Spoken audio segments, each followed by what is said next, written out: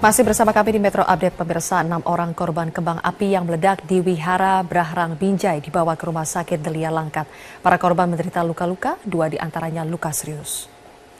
6 warga yang menjadi korban ledakan kembang api di Wihara Brahrang Kota Binjai, Sumatera Utara dibawa ke Rumah Sakit Umum Delia di Kecamatan Selesai, Kabupaten Langkat. Warga mengalami luka-luka di wajah, punggung, dan tangan. Hingga pagi ini 2 korban masih menjalani perawatan intensif karena luka bakar serius, sementara 4 korban lainnya sudah diperbolehkan pulang. Menurut data polisi, jumlah korban akibat ledakan kembang api 6 orang di Rumah Sakit Delia dan 9 orang di Rumah Sakit Zulham Binjai.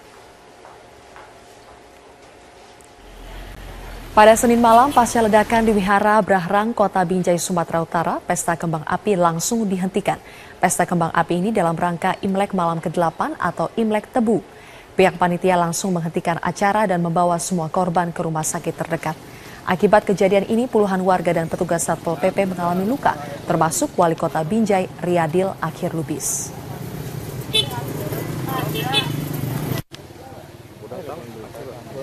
Pemirsa, 2 dari belasan korban luka akibat ledakan kembang api yang terjadi dini hari di Wihara Brahrang Kota Binjai, Sumatera Utara masih harus menjalani perawatan intensif. Sedangkan korban luka lainnya sudah diperbolehkan pulang sejak pagi tadi.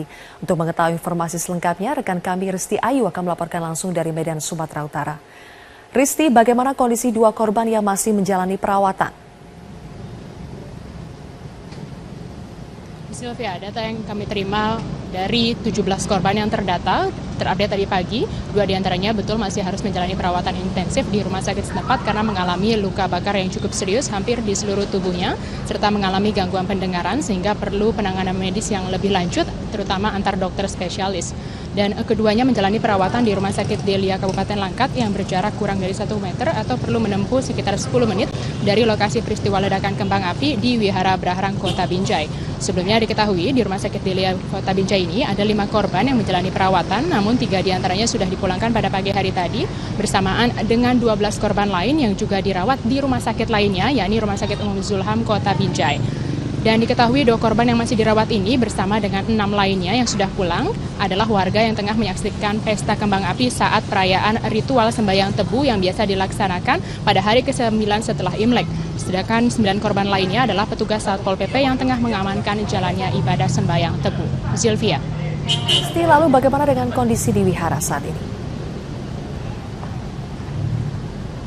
Sylvia, sejak pagi hari tadi kami memantau aktivitas di Wihara Brahrang Kota Binjai sudah berlangsung normal. Seluruh umat yang ada atau biasa beribadah di wihara ini sudah kembali beribadah seperti biasa, mempersiapkan perlengkapan ibadah, tidak merasa terganggu atas insiden ledakan kembang api yang berlangsung pada dini hari tadi.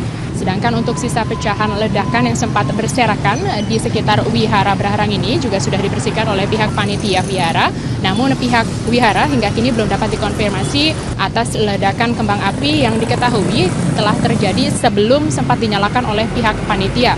Dan atas peristiwa ini, Polres Binjai pun turun tangan untuk menyelidiki atas insiden yang menyebabkan belasan korban terluka. Apakah memang ada unsur atau dugaan kelalaian saat insiden ini terjadi? Sylvia, kembali ke studio. Ya, Risti, satu pertanyaan terakhir, apakah aktivitas di wihara saat ini sudah berjalan dengan normal kembali? Ya, Sylvia, sejak pagi hari tadi sekitar pukul 7 kami memantau aktivitas di Wihara Brahrang sudah berlangsung dengan normal. Seluruh umat yang biasa beribadah sejak pagi hari tadi juga sudah mempersiapkan perlengkapan ibadahnya. Seperti biasa, tidak merasa terganggu atas insiden yang berlangsung pada dini hari tadi yang menyebabkan korban belasan orang, baik mulai dari luka serius hingga luka sedang. Sylvia. Baik, Risti Ayu melaporkan langsung dari Medan, Sumatera Utara. Pemirsa, kondisi pasca ledakan, kami akan kembali ke informasi lainnya, yaitu kondisi pasca ledakan di sebuah rumah yang dijadikan pabrik petasan di Desa Lobener, Kecamatan Jatibarang, Kabupaten Indramayu, Jawa Barat. Kondisinya porak-poranda. Kuatnya ledakan mengakibatkan 1 orang pekerja tewas di lokasi kejadian. Peristiwa naas ini berawal saat korban yang bernama Caryadi, usia 49 tahun, tengah meracik dan mengisi selongsong petasan di belakang rumah. Diduga serbuk bubuk petasan terkena gesekan api sehingga menimbulkan ledakan yang menghancurkan dinding dan atap rumah. Petugas identifikasi dari Polres Indramayu yang datang ke lokasi langsung melakukan olah TKP. Penyebab ledakan masih belum diketahui dan masih dalam penyelidikan aparat kepolisian Polres Indramayu. Korban yang tewas terkena ledakan petasan langsung dimakamkan di tempat pemakaman umum desa. Pasca rapat koordinasi pembongkaran Kalijodo Senin lalu, pemerintah Provinsi DKI Jakarta beserta polisi dan TNI akan melakukan sosialisasi tentang penutupan kawasan Kalijodo. Penutupan ini dimaksudkan agar tidak ada pihak luar yang dapat memasuki kawasan tersebut. Gubernur DKI Jakarta Basuki Cahayapurnama mengatakan polisi dan TNI akan menurunkan pasukan untuk melakukan sosialisasi penutupan kawasan Kalijodo. Hal ini dilakukan agar tidak ada lagi pihak yang dapat masuk ke Kalijodo.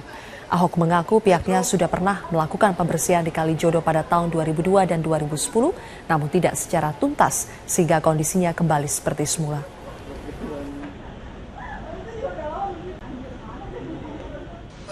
Dari polisi dan TNI akan sudah menggelar pasukan sosialisasi. Kita akan seal tutup dulu. Ya, pintu masuk situ kita tutup dulu nih, biar pelanggannya nggak ada yang datang. Jadi orang yang di luar KTP sana nggak boleh masuk aja jam malam. Kapan Pak katanya? Udah jalan itu.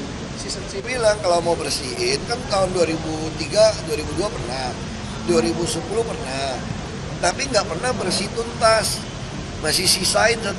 Nah sekarang saya bilang, saya nggak mau sisa satu pun, semua harus diratakan, baru bisa kita bangun taman. Kalau nggak mau sisa lagi nanti beranak pinak lagi. Kita beralih ke informasi lain. Pemirsa, seorang oknum polisi di Tanjung Balai, Sumatera Utara dituntut hukuman mati karena kedapatan memiliki sabu seberat 10 kg dan ratusan butir pil ekstasi. Sidang dengan agenda pembacaan tuntutan terhadap terdakwa Aibtu Mustajab digelar di Pengadilan Negeri Tanjung Balai, Sumatera Utara. Jaksa penuntut umum menuntut terdakwa dengan hukuman mati karena terbukti memiliki 10 kg sabu dan 174 butir pil ekstasi. Terdakwa terlibat dalam sindikat jaringan narkoba internasional. Sementara itu, anak Mustajab, Reza Maulana, yang turut menjadi terdakwa dalam kasus yang sama, hanya dituntut hukuman seumur hidup. Atas tuntutan ini, penasihat hukum kedua terdakwa menyatakan akan mengajukan nota pembelaan atau pledoi pada persidangan berikutnya.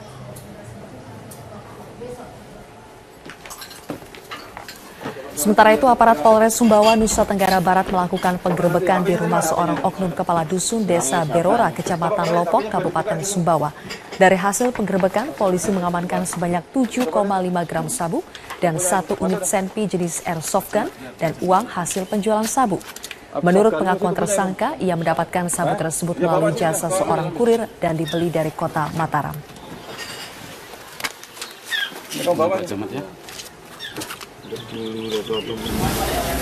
Di Jakarta, belasan bandar narkotika jaringan Kampung Bahari kembali diringkus oleh tim reserse narkotika Polres Metro Jakarta Utara. 13 bandar narkotika ini langsung digelandang ke Polres Metro Jakarta Utara. Sebagian dari pelaku merupakan residivis dan pemain lama yang mendistribusikan narkotika di permukiman warga. Sementara pemasok narkotika di Kampung Bahari berasal dari dalam lapas penjara.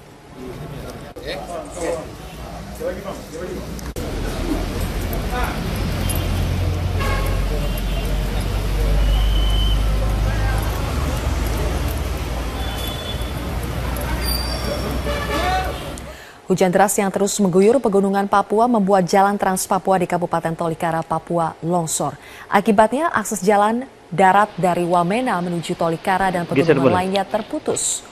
Longsor yang berada di kilometer 70 Kampung Poga, Kabupaten Tolikara mengakibatkan ruas jalan ambrol sekitar 40 hingga 50 meter dengan kedalaman 10 meter lebih. Dengan putusnya jalan Trans Papua di Kabupaten Tolikara ini membuat pasokan kebutuhan masyarakat di beberapa kabupaten pegunungan Papua akhirnya terputus. Sekda Tolikara Dance Yulian yang meninjau lokasi ini berharap adanya bantuan dari pemerintah pusat untuk dapat segera memperbaiki jalan yang ambrol ini sehingga perekonomian warga dapat kembali normal.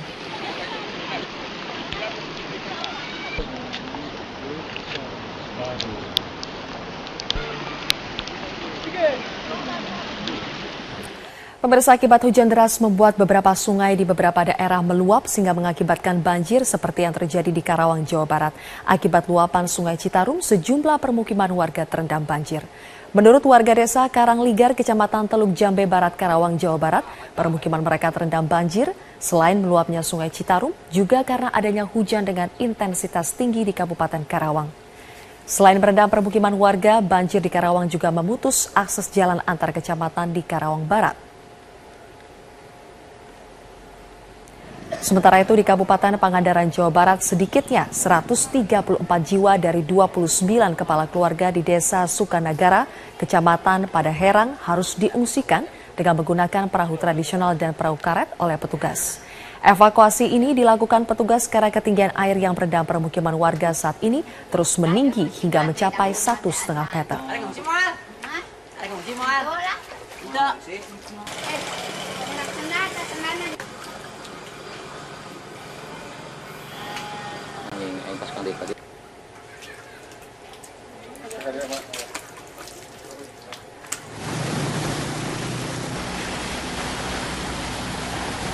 Sedangkan banjir di Tuban, Jawa Timur membuat jalan poros penghubung Kabupaten Tuban dan Bojonegoro tertutup air dengan ketinggian 40 cm.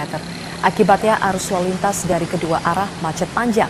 Untuk mengurai kemacetan, sejumlah warga secara sukarela mendatangi lokasi banjir untuk mengatur kendaraan yang melintas agar tidak terjebak banjir.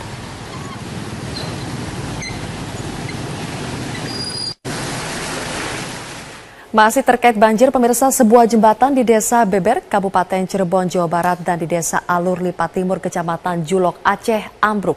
Sementara warga korban banjir mulai terserang sejumlah penyakit pasca banjir. Jembatan antar desa yang menghubungkan Desa Beber dan beberapa desa lainnya di Kabupaten Cirebon, Jawa Barat, Senin malam ambruk.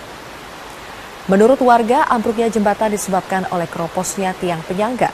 Akibat ambruknya jembatan, aktivitas warga terganggu karena terpaksa harus jalan memutar dengan jarak yang jauh. Besi. Iya, Pak.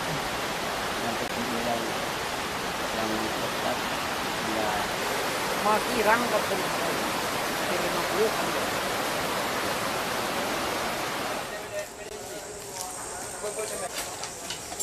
Di Aceh, warga desa Alur Lipat Timur mulai memperbaiki jembatan rusak yang menghubungkan desa Lipat Timur dengan desa Bukit Bata, Kecamatan Pantai Bedar. Rusaknya jembatan akibat diterjang banjir pekan lalu.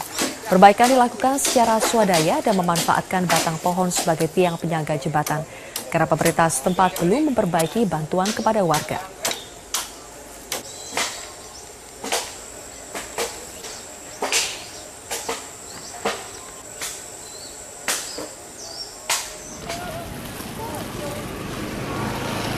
Pemirsa, memasuki hari kelima banjir luapan Sungai Rampa di Kecamatan Serampah, warga mulai terserang penyakit gatal-gatal dan masuk angin. Untuk mengatasi penyakit pasca banjir, Dinas Kesehatan Serdang Bedagai menyediakan posko kesehatan bagi korban banjir yang akan memeriksakan kesehatannya.